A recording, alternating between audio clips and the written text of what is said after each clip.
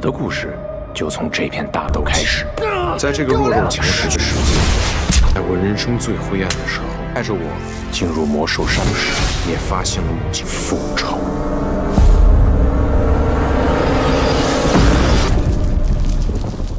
Hai sahabat asik film, gimana kabar kalian hari ini? Semoga tetap oke. Yang lagi sakit hati semoga lekas sembuh, dan yang lagi kekosongan hati segera terisi ya. Agar hidup tetap enjoy, jangan lupa bersyukur dan tetap full senyum di sepanjang hari. Oke, pada episode kali ini Mimin akan ngebahas film seru yang berlatar kisah pada seorang bocah yang memiliki bakat hebat. Namun entah kenapa tiba-tiba bocah tersebut kehilangan seluruh kesaktiannya. Akibat kehilangan segala kesaktiannya itulah bocah ini selalu dianggap lemah tak guna oleh para senior di perguruan. Film ini berjudul Fight Break Spire yang dirilis tahun 2023. Jadalah bagaimana kisah perjalanan dan endingnya. Untuk itu tak usah berlama-lama, langsung saja siapin kopi udutnya dan sama-sama 1, 2, 3 semongko.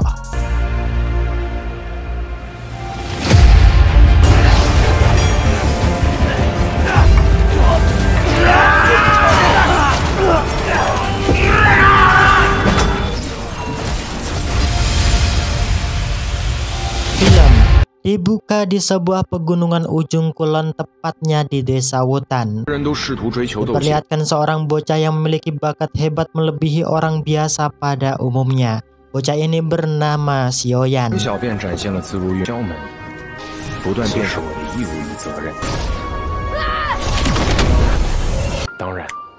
Sang ibu yang mengerti bahwa anaknya memiliki bakat serta kekuatan spiritual yang hebat.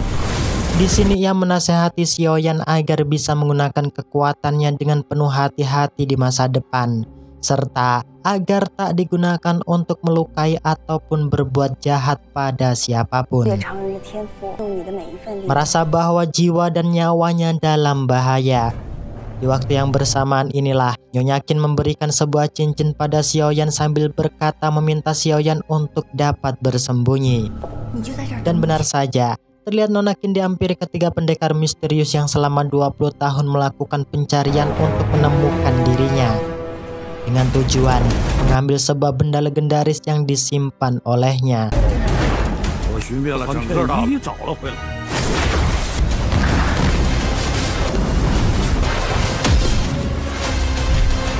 Di saat adu mekanik inilah fokus Nyonya Qin teralihkan di saat melihat anaknya Xiaoyan dalam keadaan bahaya.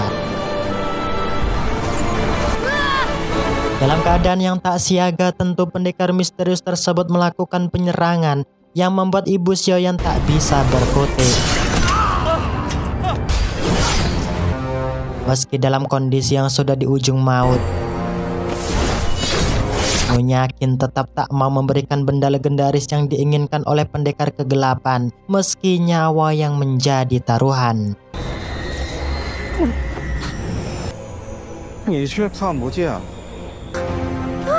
Singkat cerita, 10 tahun pun berlalu. Terlihat saat ini Xiaoyan sudah tumbuh dewasa di perguruan. Namun entah apa saat itu juga kekuatan dan bakat ilmu spiritual Xiaoyan tiba-tiba hilang. Walaupun dirinya terus berlatih sekeras dan sekuat apapun di perguruan. Karena kematian sang ibu ulah serta sebab darinya. Di sana Xiaoyan dihampiri kedua kakaknya yang bernama Xiaoli dan Xiaoding, sambil berkata di hadapannya bahwa dirimu hidup tidaklah memiliki arti sama sekali. Tentu di dalam perguruan klan Xiao inilah Xiaoyan dikucilkan oleh semua orang karena dianggap beban yang tak berguna di perguruan. Meski sedemikian, untungnya Xiaoyan masih mendapatkan perlakuan baik oleh Xiang Er yang tetap setia menyemangati lahir maupun batinnya. Tak berselang lama keesokan harinya di dalam aula perguruan, terlihat Xiaoyan cemburu melihat kedua kakaknya menerima penghargaan berupa pusaka pedang tangan emas dan tombak penghancur bumi dari tetua perguruan yang sekaligus ayah kandung Xiaoyan. Ia bernama Master Xiao. Di waktu yang hampir bersamaan, salah satu petua melapor memberitahu Master Xiao bahwa Nona Nalan dari perguruan klan Nalan bersama petua Ge datang ingin bertemu menemui dirimu. Di sana, Petua Ge menawarkan ramuan mujarab yang dapat memulihkan luka tenaga dalam yang dialami oleh Master Xiao dengan syarat dirinya harus bersedia membatalkan perjodohan Nona Nalan dengan Xiaoyan yang dibuat oleh para leluhurnya terdahulu. Di sini diceritakan bahwa di saat Xiaoyan masih berusia 9 tahun, ia dijodohkan oleh Nona Nalan Ryan, putri klan Nalan, yang nantinya bakal menjadi pewaris tunggal untuk memimpin klan Nalan. Karena Xiaoyan hanyalah pemuda lemah, tentu hal tersebut bakal menjadi momok untuk klan Nalan jika perjodohan antar mereka tak segera untuk dibatalkan. Bahkan di sana Nona Nalan dengan spontan berkata bahwa Xiaoyan bukanlah pemuda yang pantas untuknya. Tersinggung serta tersurut emosi dengan perkataan tersebut, Xiaoyan berkata di hadapan Nona Nalan untuk berhenti merendahkan perguruan klan Xiao. Karena kenyataannya memanglah begitu. Nona Nalan seketika menantang Xiaoyan untuk dapat menghidupkan lilin yang barusan ia padamkan. Dan benar saja, di sana terlihat Xiaoyan tak mampu menghidupkan lilin dengan kekuatan spiritualnya. Karena sudah cukup melakukan penghinaan, di sana Xiaoyan akhirnya memutuskan hubungan yang dibuat oleh leluhurnya demi menjaga nama baik perguruan dan nama baik keluarga Xiao.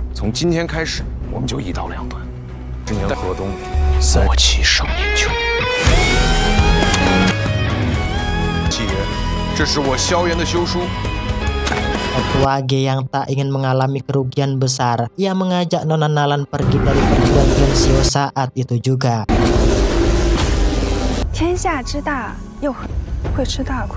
Keesokan paginya, Xiang Er yang tak mau melihat Xiaoyan berlarut dalam kesedihan. Di sana ia selalu menyemangati Xiaoyan agar dapat berlatih lebih giat lagi. Bahkan di sana Xiang Er juga mengajak Xiaoyan untuk masuk di perguruan akademi Jiangnan agar dapat berlatih dan memulihkan kekuatan spiritual miliknya yang telah menghilang. Karena tekad ingin bangkit dari keterpurukannya amatlah kuat, Xiaoyan menerima ajakan Xiang Er untuk tes masuk di perguruan akademi Jiangnan yang saat itu juga masih merekrut murid ajaran baru 2024-2025. Di saat Xiaoyan hendak maju mengikuti seleksi inilah, tiba-tiba Master Xiao datang menarik dan membawa Xiaoyan keluar dari sana. Di sini, terlihat Master Xiao tak ingin Xiaoyan berlatih ilmu kanuragan untuk mengaktifkan kembali budidaya tenaga dalamnya dengan alasan ia tak mau Xiaoyan bernasib sama seperti istrinya. Namun, hal tersebut bertolak belakang dengan kegigihan Xiaoyan yang mana ia tetap berisi keras berlatih dengan siapapun demi membalaskan atas kematian ibunya. Dalam kondisi yang terpuruk inilah, di saat hendak melompat dari dasar jurang, untungnya tindakan tersebut berhasil digagalkan oleh master sesepuh alkimia yang selama ini bersemayam di dalam cincin Xiaoyan. Ia bernama Master Suki. Mengetahui bahwa ilmu budidayanya selama ini dihisap oleh Master Suki agar ia dapat bangkit dengan wujud sempurna, tentu hal tersebut membuat Xiaoyan sangat kesal dengannya. Tak ingin adanya kesalahpahaman, Master Suki menjelaskan bahwa hal yang selama ini ia lakukan semata-mata demi menyelamatkanmu dari segala masalah di masa mendatang. Mengetahui bahwa Xiaoyan saat ini ingin mengalahkan Nona Nalan, Master Suki bersedia melatih Xiaoyan agar menjadi pemuda tangguh yang memiliki kekuatan spiritual yang ampuh. Di sini Master Suki juga memberikan pusaka pedang kuno yang nantinya pusaka inilah yang akan menjadi senjata paling ampuh di dunia persilatan. Singkat cerita, sebelum pergi menuju perguruan akademi Jiangnan, terlihat Xiaoyan menghampiri Xiang Er. Di sini, Xiaoyan berjanji akan menyusul ke perguruan akademi Jiangnan agar dapat berlatih bersama di sana. Menilai bahwa berlatih di perguruan akademi Jiangnan memakan waktu yang cukup lama, Master Suki mengajak Xiaoyan pergi menuju pegunungan ujung Etan untuk memulai pelatihan. Setelah berkeliling menyusuri keindahan tanaman yang berada di pegunungan tersebut,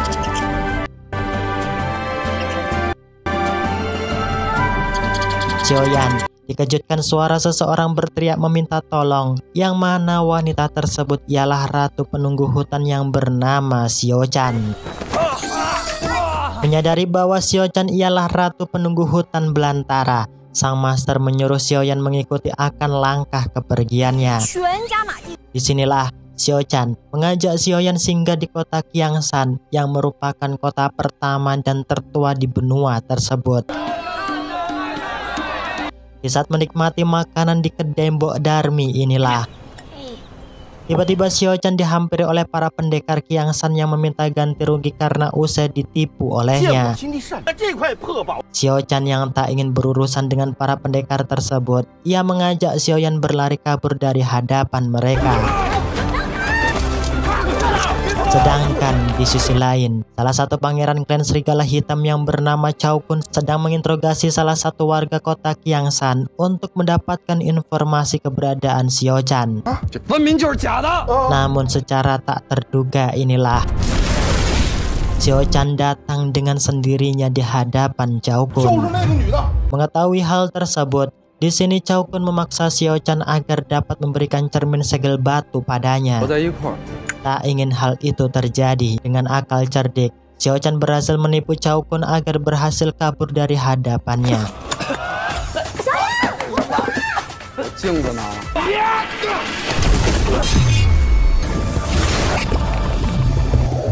Setelah sampai di dalam hutan, esok harinya, Xiaochan mulai pergi di sebuah gua kuno untuk mengambil tanaman dewa yang berada di sana. Konon, tanaman tersebut dapat digunakan untuk meningkatkan kultivasi tingkatan lanjutan. Alasan itulah Cao Kun berusaha menangkap Xiaochan tak lain demi mendapatkan tanaman dewa tersebut. Dengan dibantu Xiaoyan inilah, akhirnya mereka berhasil masuk ke dalam gua kuno.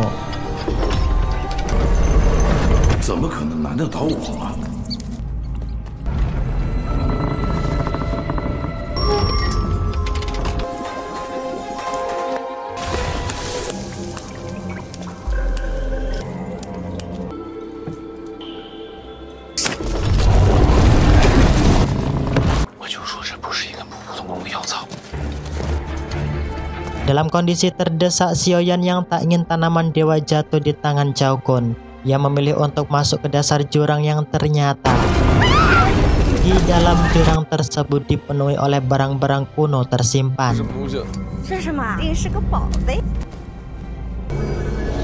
Karena tak memiliki waktu banyak, Master Suki mengajari Xiaoyan ilmu budidaya Xin Yui agar Xiaoyan dapat kabur meninggalkan gua kuno tersebut.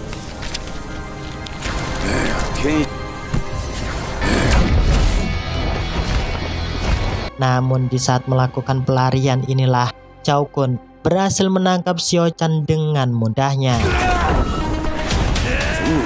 Karena kekuatan spiritual yang dimiliki Xiaoyan masih terbilang lemah, tentu dirinya belum bisa mengendalikan kekuatan yang ia miliki tanpa arahan Master Suki.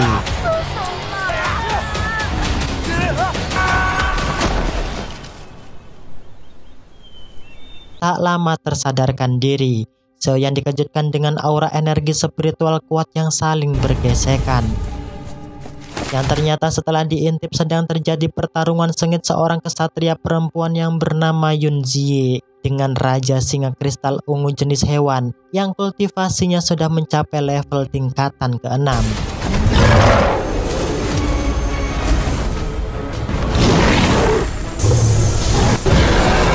Dari pertarungan yang amat sengit terlihat awalnya Yun Jie mendominasi pertarungan dan berhasil memukul mundur si Raja Singa Ungu. Namun, kondisi tersebut seketika terbalik arah yang membuat Yun Jie kewalahan, bahkan kekuatan ilmu spiritualnya disegel oleh Raja Singa Kristal Ungu.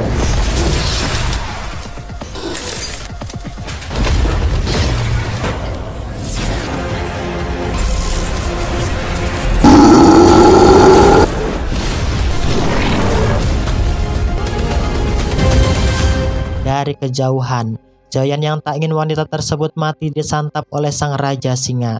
Ia berusaha memberikan pertolongan dengan cara mengusir dan membawa si wanita tersebut di tempat yang lebih aman. Di sinilah Master Suki memberitahu Xiaoyan bahwa Yunzhi mengalami luka dalam yang amat fatal. Satu-satunya cara menyembuhkan yaitu dengan melakukan meditasi penyempurnaan jiwa agar nyawa Yunzhi dapat tertolong. Setelah mengikuti instruksi tersebut, terlihat Master Suki mentransfer ilmu spiritual roh naga awan api dengan tujuan agar Xiaoyan dapat lebih OP dari yang sebelumnya. Sedangkan di sisi lain di dalam markas sekte Serigala Hitam, bila Cao Kun kena oceh ayahnya yang bernama Musi karena Cao Kun gagal dalam misi dalam mendapatkan kitab kuno 7 racun. Konon kitab 7 racun tersebut bisa menjadikan mereka master racun. Tentu dengan begitu, sekte Serigala Hitam dapat menjadi lebih kuat dari sekte yang ada di segala penjuru benua.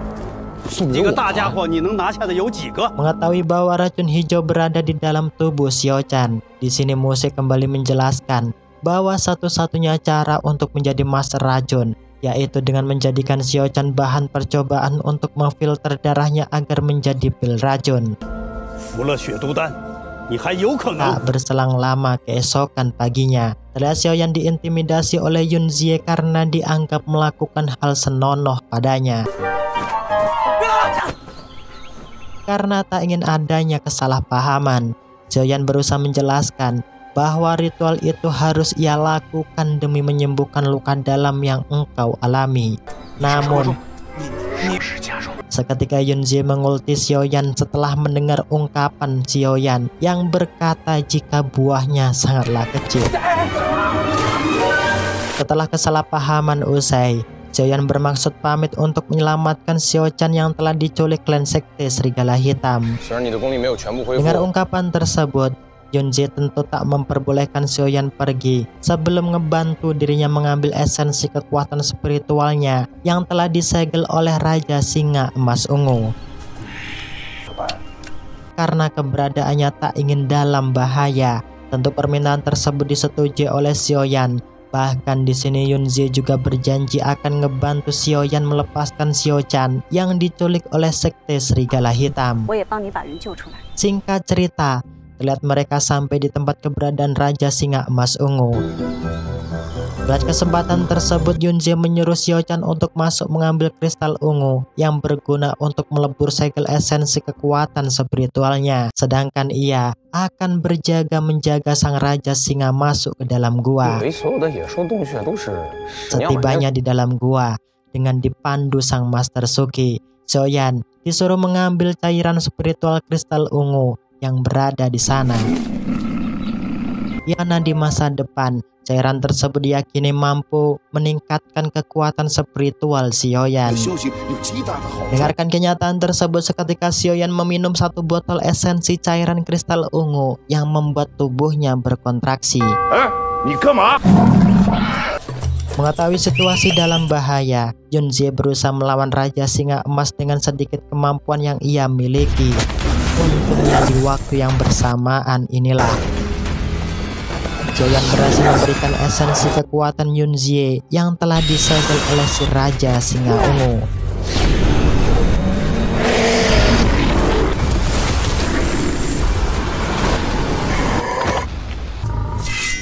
Melihat kondisi Xiaoyan yang melemah karena terjadi ledakan kekuatan spiritual di dalam tubuhnya, Yunzhi berusaha memberikan pertolongan dengan mentransfer energi murni di dalam tubuhnya. Setelah siuman inilah Yunzhi yang tak memiliki waktu banyak. Ia berpamitan pergi di hadapan Xiaoyan. Bahkan di sini Yunzhi juga berkata bahwa semakin cantik seseorang wanita, semakin besar pula kemungkinan ia melakukan kebohongan. Yang tentunya ucapan tersebut membuat Xiaoyan marah karena Yunzhi tak menepati janjinya untuk menolong Xiao Chan. Singkat cerita, keesokan harinya, lihat para pasukan klan sekte Serigala Hitam di bawah komando Musen melakukan pembantaian besar-besaran di desa tempat tinggal Xiao Chan. Hal itu sengaja mereka lakukan dengan tujuan melebarkan sayap kekuasaan. Di samping itu, terlihat Xiaoyan mulai berlatih giat dengan menggabungkan kekuatan spiritualnya agar ia mampu meningkatkan level kultivasi guna melawan keberingasan Cao Kun dari klan sekte Serigala Hitam. Tak berselang lama malam harinya, di saat Xiaoyan kembali di kota Qiangshan, terlihat ia sangat shock melihat pemandangan penduduk kota yang mati dalam kondisi yang amat tragis. Bahkan di sana Xiaoyan juga menemukan nenek Nie dengan kondisi yang sekarat. Sebelum menghembuskan nafas terakhir, nenek Nie mengatakan bahwa hal ini semua ulahmu Xie, tetua klan sekte Serigala Hitam yang ingin melebarkan sayap kekuasaan. Dengan rasa dan jiwa yang terbakar amarah inilah, Xiaoyan melesat masuk ke dalam markas klan Serigala Hitam untuk membalas hal yang mereka perbuat pada penduduk kota Qiangshan.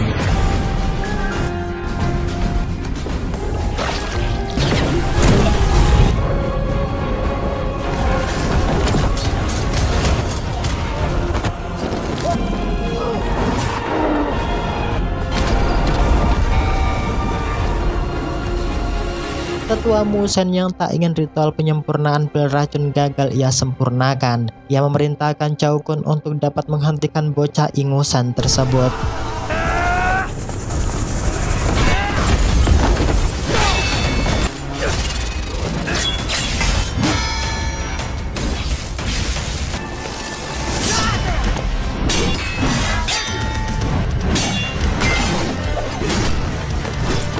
Tentu, di sini nampak bahwa kekuatan spiritual kultivasi yang dimiliki Xiaoyan masih kalah OP, yang membuat ia terhempas masuk ke dasar jurang. Dalam keadaan yang tak diduga inilah, terlihat Xiaoyan kembali bangkit, yang seketika membabat habis Cao Kun dengan melemparnya ke dasar jurang. Tak terima melihat anaknya terbunuh, Mu She dengan rasa amarah yang menggelegar, dirinya mengeluarkan segala kemampuannya untuk membunuh bocah ingusan tersebut.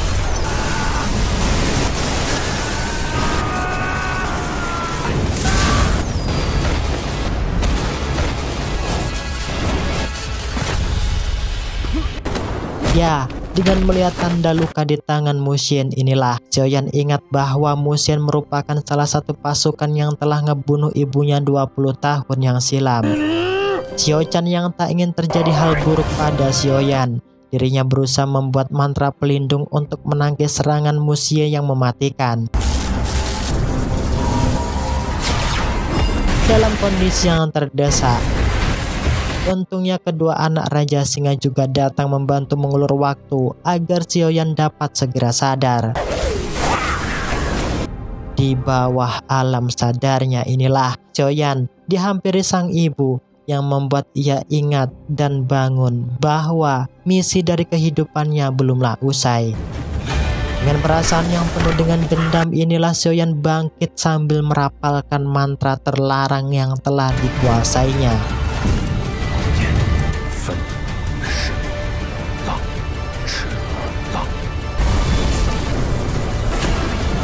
Mengetahui bahwa kemampuan Xiaoyan tak bisa dianggap remeh, Mu Xie berlutut memohon di hadapan Xiaoyan agar bersedia memberikan ampunan dan melepaskannya. Bahkan di sana Mu Xie juga berjanji akan menceritakan sebuah rahasia atas kematian ibunya. Namun, hal itu hanyalah alibi Mu Xie agar Xiaoyan dapat ia tikam.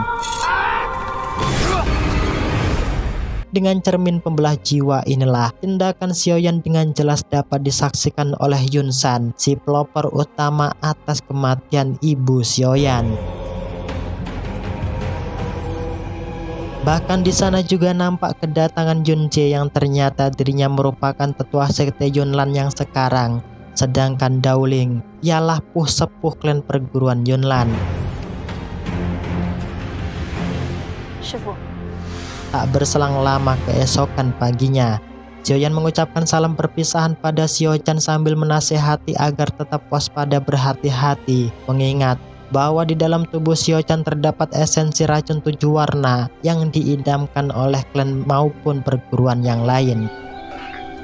Dengan bantuan petunjuk Master Suki, Xiaoyan akan pergi menuju sebuah lembah api teratai hijau untuk melatih dan meningkatkan kultivasinya.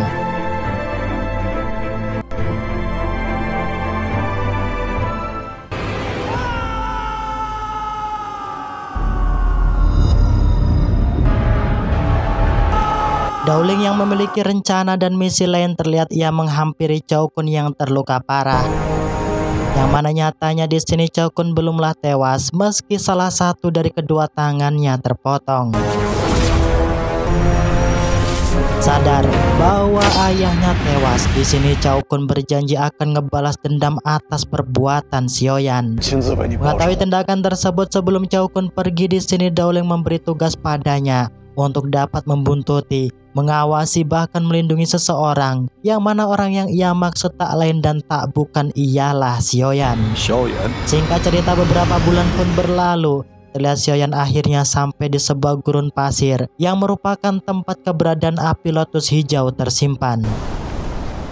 Karena keberadaan api lotus hijau belum diketahui dengan jelas, di sini Master Suki menyarankan Xiaoyan untuk dapat singgah di kota Simao, yang merupakan satu-satunya kota yang berada di padang gurun tersebut. Namun di pertengahan diskusi inilah Xiaoyan dan Master Suki dikejutkan para pasukan klan ular yang terlihat sedang mengejar para budak. Xiaoyan yang berjiwa welas asih, meski tenaganya terkuras habis, ia pun melesat berlari kencang untuk menyelamatkan para budak di sana.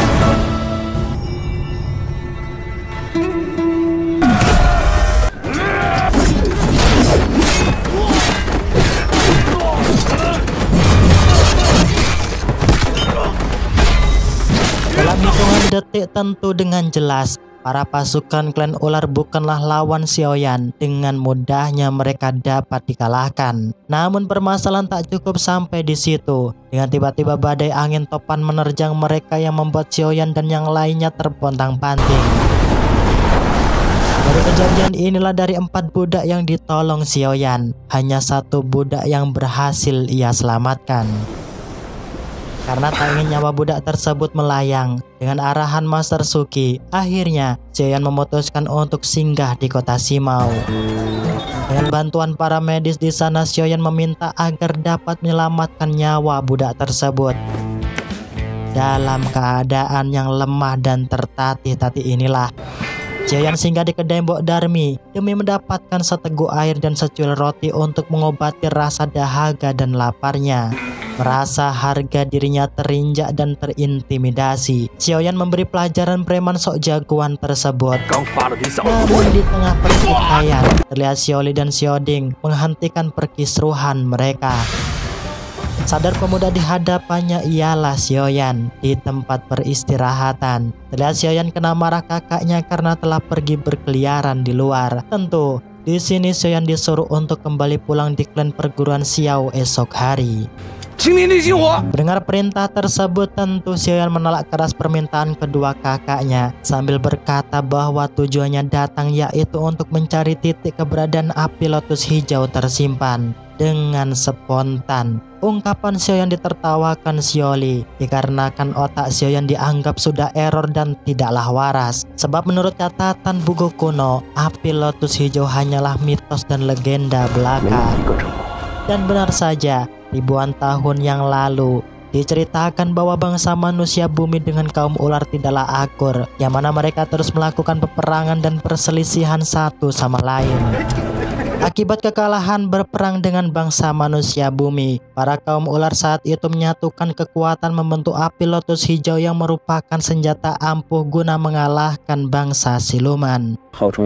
Namun setelah peperangan terjadi ratusan tahun yang lalu, diceritakan Cailin, sang ratu kaum ular, mencari dan berusaha menemukan api lotus hijau. Namun hasilnya nihil, belum dapat ia temukan hingga sekarang. Dengarkan cerita tersebut. Di sana Xiaoli juga memperkenalkan salah satu budak dari kaum ular yang berhasil ia tangkap. Wanita itu bernama Qinglin. Xiaoli dan Xiaoding yang tetap menganggap Xiaoyan lemah di sana, mereka kembali memerintahkan untuk pulang karena ia tak mau tugas yang sedang mereka laksanakan bertambah sulit dan terbebani dengan adanya Xiaoyan. Tak senang dengan perlakuan kedua kakaknya, di sini Xiaoyan meminta bantuan Qinglin dengan janji akan membebaskannya dari budak asalkan ia bersedia mengambil peta dan pusaka pedangnya yang telah disita kedua kakaknya. dalam kondisi terdesak dan hampir tertangkap. Untungnya, King Lin diselamatkan oleh seseorang pemuda yang telah diselamatkan oleh Xiaoyan. Di hadapan Xiaoyan inilah terlihat ia beralibi mengucapkan terima kasih sambil berkata jika ia bersedia menjadikan Xiaoyan majikannya. Mengetahui bahwa kondisi semakin terdesak, Xiaoyan mengajak Lu Bao dan King Lin untuk dapat segera pergi dari tempat tersebut. Namun terlihat aksi mereka berhasil digagalkan oleh Xiaoli dan Xiaoding. Yang untungnya King Lin dapat memanggil monster hewan pasir untuk dapat kabur dari kepungan mereka. Karena telah membuat ulah serta kekacauan yang besar inilah, Xiaoli berkata di hadapan Xiaoding untuk merahasiakan jika Xiaoyan adik kandung mereka di hadapan para pasukan. Di pertengahan malam, di saat Xiaoyan dan King Lin terlelap, terlihat Lu Bao alias Xiao Kun mulai melakukan aksi untuk membalas atas kematian ayahnya. Namun aksi yang dilakukan Lu Bao nihil gagal ia lakukan. Di bawah kendali Dowling inilah Xiao Kun kembali diingatkan untuk tidak melakukan tindakan bodoh sebelum rencana misinya beres dilakukan.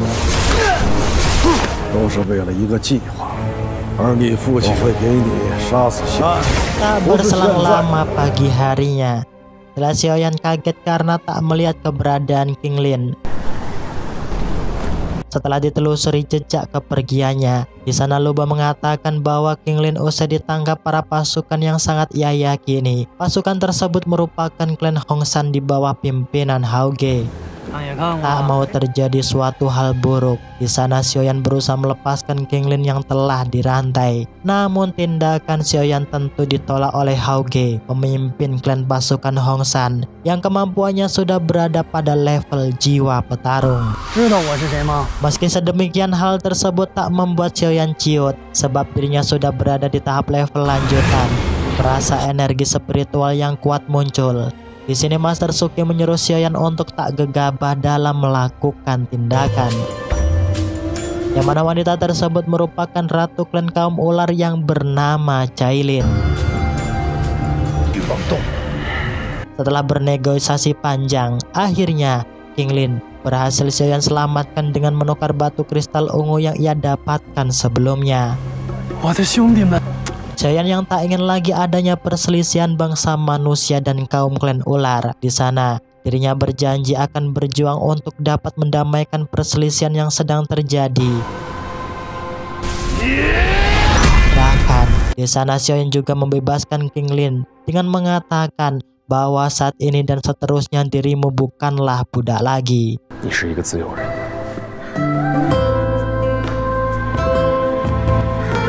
Karena misi pencarian api lotus hijau belumlah selesai. Dengan petunjuk peta bintang miliknya, terus Xiaoyan mulai bergegas menuju kuil kura-kura kuno. Di sana mereka yakin bahwa api lotus hijau tersimpan di dalam jantung kura-kura.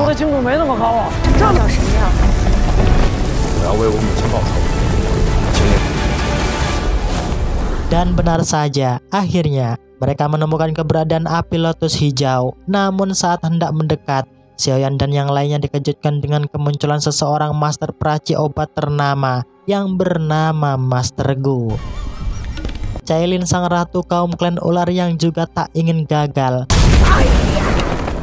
Dirinya juga hadir untuk mengambil jiwa api lotus hijau demi keberlangsungan kaum klan ular.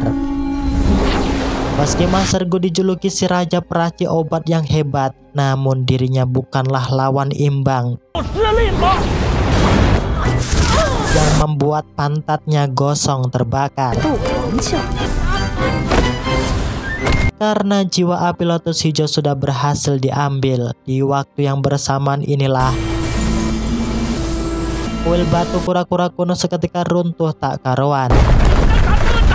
Di tempat peristirahatan, Xiaoyan mengatakan kekhawatirannya di hadapan King Lin bahwa tak akan lama lagi peperangan besar kaum klan ular dan bangsa manusia akan terjadi. Di sini Xiaoyan juga mengatakan bahwa satu-satunya jalan untuk mencegah itu semua yakni dengan merebut jiwa api lotus hijau dari tangan Cailin. King Lin yang memiliki pikiran sama, ia membawa Xiaoyan dan Lu Bao menuju kuil suci yang merupakan tempat keberadaan kaum klan ular. Dan benar saja, sesampainya di dalam aula, di sana Cailin mengumpulkan semua rakyat klan ular sambil menunjukkan jiwa api Lotus Hijau di hadapan mereka. Tentu dengan kekuatan jiwa api Lotus Hijau, Cailin akan mengibarkan bendera peperangan setelah ia berhasil menyerap esensi api Lotus Hijau. Karena telah gagal mendapatkan jiwa api Lotus Hijau. Di sisi lain terlihat Master Gu mengumpulkan para master di penjuru benua untuk mengatur siasat perang guna memusnahkan kaum klan ular.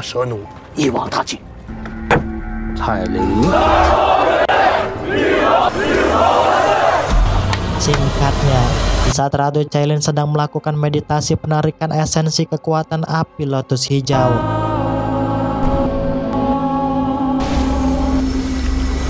di sana terlihat tubuhnya tak mampu menyerap kekuatan spiritual dahsyat yang tersimpan di dalam api tersebut. Sadar Ratu Cailin dalam bahaya.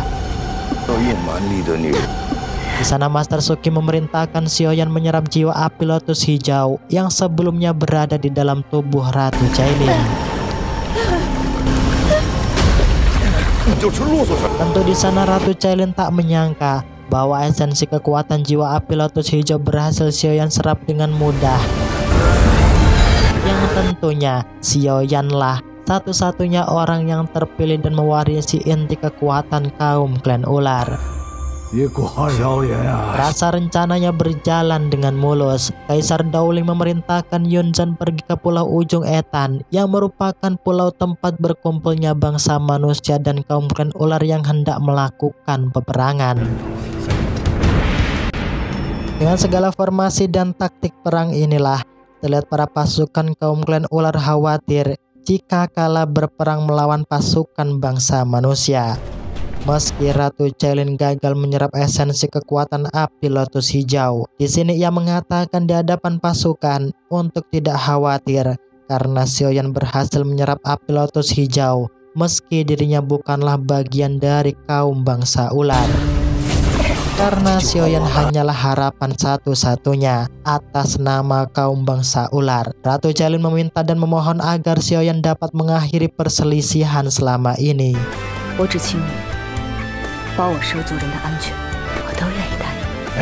Demi keselamatan kaum klan ular, Xiaoyan dan Lu Bao mulai menyusun siasat perang agar dapat menggempur pasukan bangsa manusia yang berada di sana.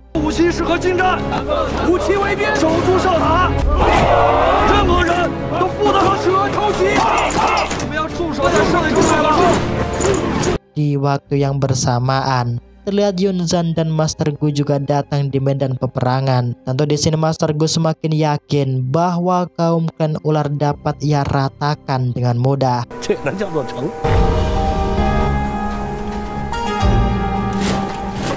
Ngerti pemimpin kaum bangsa ular ialah Xiaoyan. Di sana Master Gu menyarankan Xiaoyan untuk mengalah. Tentu perintah tersebut tak disetujui Xiaoyan sambil berkata tak semudah itu Barguso.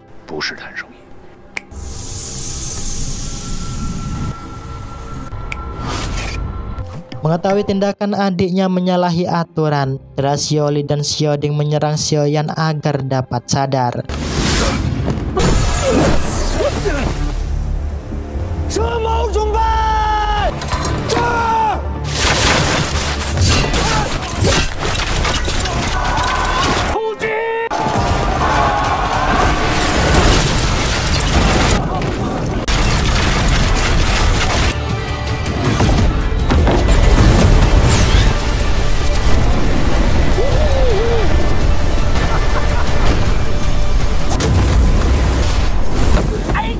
Dalam situasi yang membahayakan, terlihat Yunzhan turun tangan menghalau serangan pasukan pemanah kaum klan ular.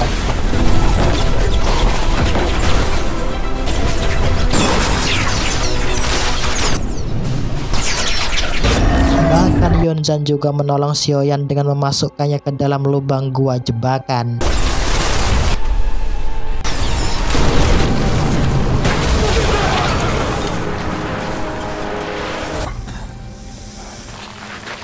di dalam lubang gua jebakan.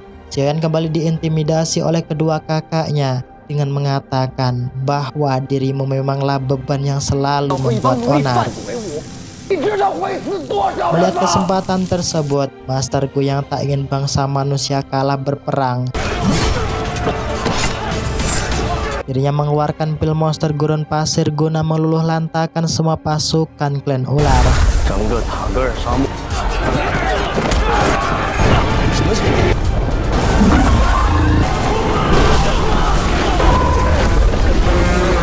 Sadar keadaan semakin kacau, King Lin dan Lu Bao yang tak ingin istana klan ular hancur. Akhirnya, mereka bergegas pergi untuk menghentikan monster gurun pasir tersebut.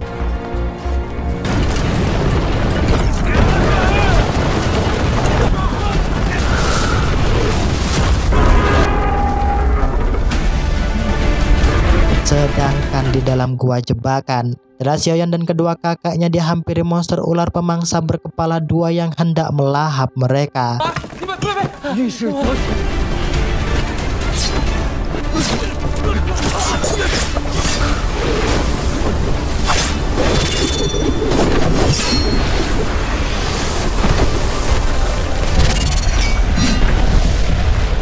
Berkat kerjasama tim yang keren, akhirnya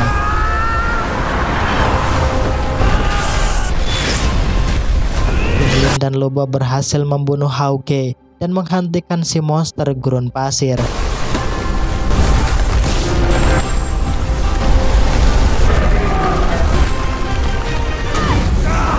Mengetahui bahwa pemuda di hadapannya merupakan pewaris kekuatan api lotus hijau, terlihat kedua monster ular berkepala dua seketika tunduk patuh di hadapan Xiaoyan. Master Gu yang tak ingin kalah, ia kembali mengeluarkan pil buatannya untuk kembali membangkitkan monster gurun pasir.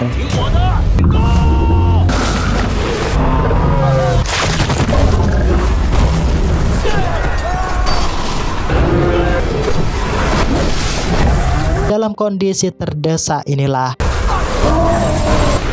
untungnya Xiaoyan datang tepat waktu membantu King Lin yang hendak dilahap oleh monster gurun pasir. Dengan menyatukan kekuatan spiritual yang mereka miliki, akhirnya monster gurun pasir yang mengamuk tak terkendali dapat dihentikan oleh mereka. Dan di saat itulah akhirnya Xiaoyan berhasil menyatukan bangsa manusia dan kaum klan ular dari perpecahan belah dan saling berperang selama ribuan tahun.